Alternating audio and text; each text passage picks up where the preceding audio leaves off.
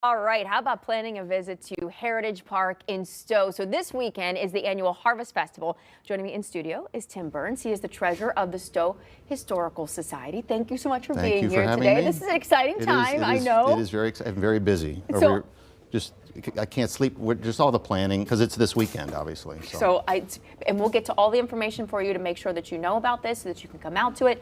I know we're thinking of today and what's going on right now, but there's so much history that has gone into where you all are today. For sure. I mean, the festival this weekend is kind of the culmination of what we do during the year. But the Historical Society has been around since 1949, and there were families that go back to the Western Reserve from Connecticut. That's where all these towns, Stow, Talmadge, and all that were founded.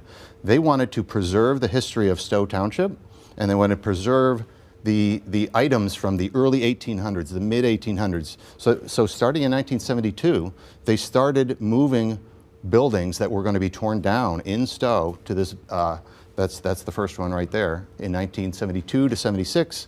And eventually they moved 2 residential houses, a 1-room schoolhouse, and a stagecoach house out to this area where the festival's at, and that's where we keep our houses up during the year.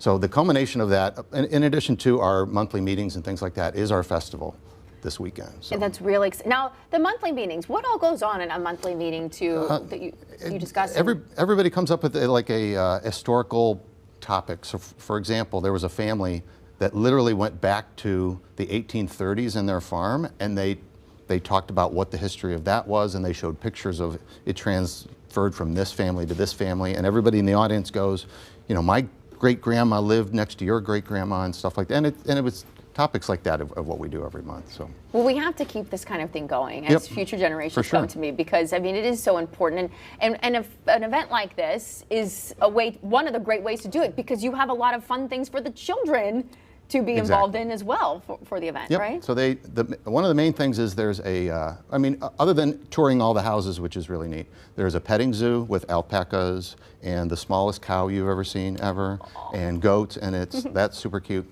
There are, there's a thing called a cakewalk. Do you know what a cakewalk is? Because I didn't even know what that is. I mean, I know what the phrase cakewalk, but I don't know. It's like musical chairs when you win cake at the end. So can you get much better than that? No.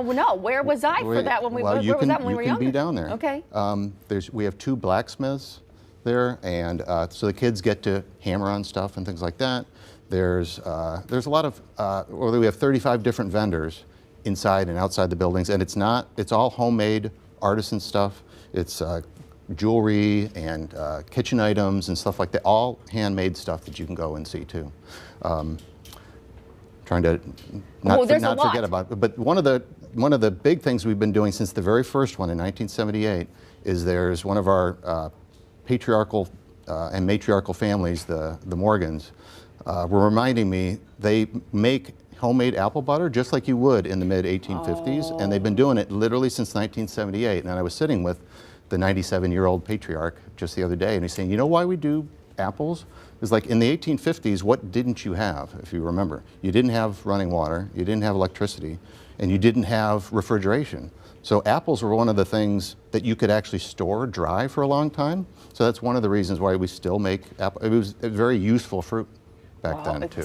And apple butter is some of the best butter you could ever taste, it's pretty good. They don't even sell it at the store anymore. So.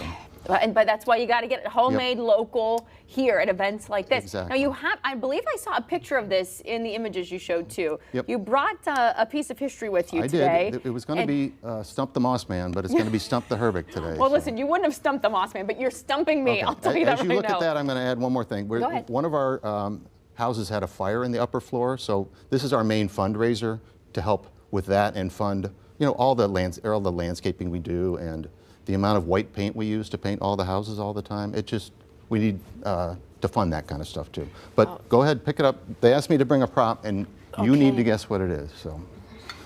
Well, there's definitely. I gave you a hint before. There's something you put in. Is this something to do with the apples then? You're getting warmer. It has nothing to do with apples. So I'll give you a couple hints. There's food involved. This is upside down.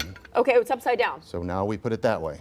There used to be a handle there. So this spins, you can spin it. So spin. So it's, is it chopping something, right? And it's spinning it out? It is. Oh, so this is just to hold on to the table. Okay. Correct. So it is food related. Oh. But it is not a meat grinder. It's gotta be something big because it's relatively big.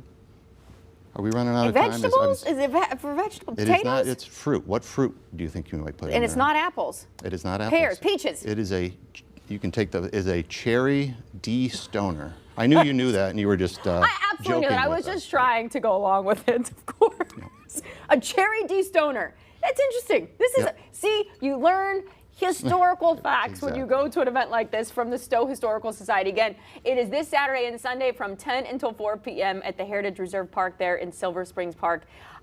Go to their website. Learn more about this wonderful event taking Facebook place. page, all that and we have to keep history alive. So supporting something like this is doing just that. Okay. Well, thank you for having us up here. So. Now I know. David would have known in a heartbeat.